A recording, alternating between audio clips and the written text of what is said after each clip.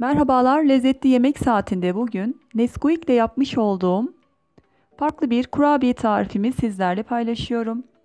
Kurabiyemizi yapmak için öncelikle yoğurma kabının içine bir çay bardağı sıvı yağ ve 125 gram margarin veya tereyağı kullanabilirsiniz. Ben şu an margarin kullanıyorum. Ve içine yine oda sıcaklığında bekletmiş olduğum bir adet yumurtayı da ekliyorum ve bunu güzelce karıştırıyorum. Evet, yağ ve yumurta iyice birbirine karışana kadar bu işlemi sürdürelim.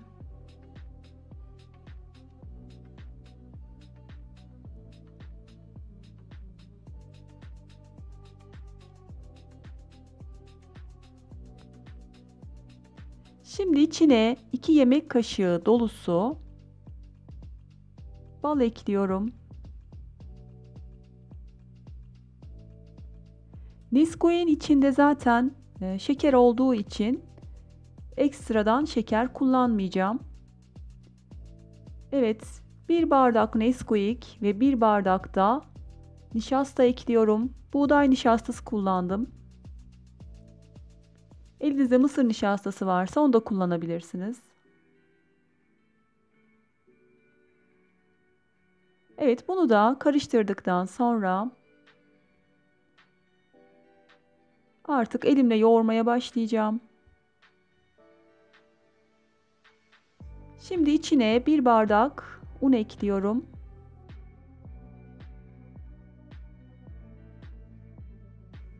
Videomu buraya kadar izlediyseniz eğer abone olabilir ve beğendiyseniz arkadaşlarınızla paylaşabilir ve küçük de olsa bir yorum yazarak bana destek olabilirsiniz. Desteklerini esirgemeyenlere çok teşekkür ediyorum.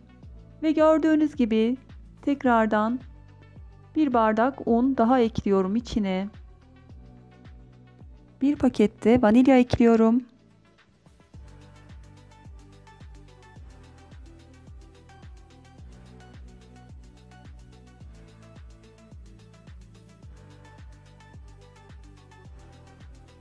Bunu kontrollü olarak ekliyorum. Önce bir kısmını ekledim. Şimdi kalan kısmını da ekliyorum.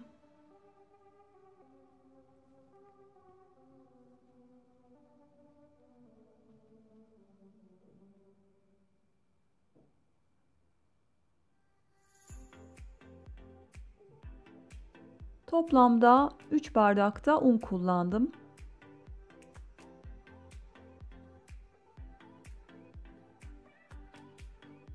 Evet, yine görüyorsunuz kıvamını.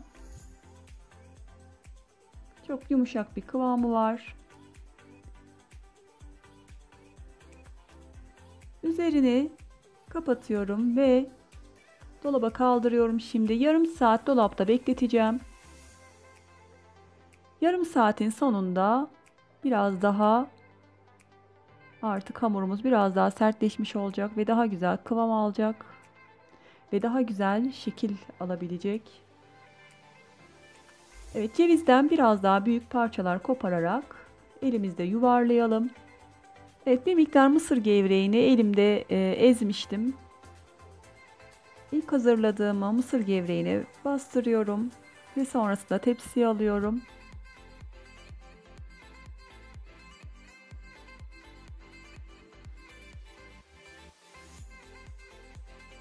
Ve diğerinde de biraz fındık ve ceviz kırığı var.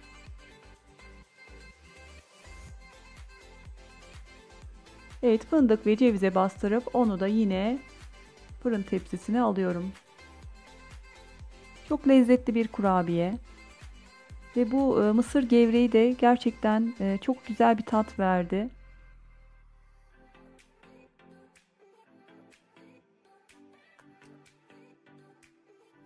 Kurabiyelerimiz fırına gitmek için hazır. Önceden ısıtılmış 180 derecelik fırında 10-15 dakika arası kontrollü olarak pişirelim. Evet, gördüğünüz gibi çok güzel. Kıvamı da çok güzel. Büyük küçük herkesin seveceği, çok lezzetli, görünümü de öyle. Hepinizin beğeneceği bir kurabiye. Şimdiden hepinize afiyet olsun diyorum. Sonraki tariflerimde görüşmek üzere. Hoşça kalın ve her zaman mutlu kalın diyorum.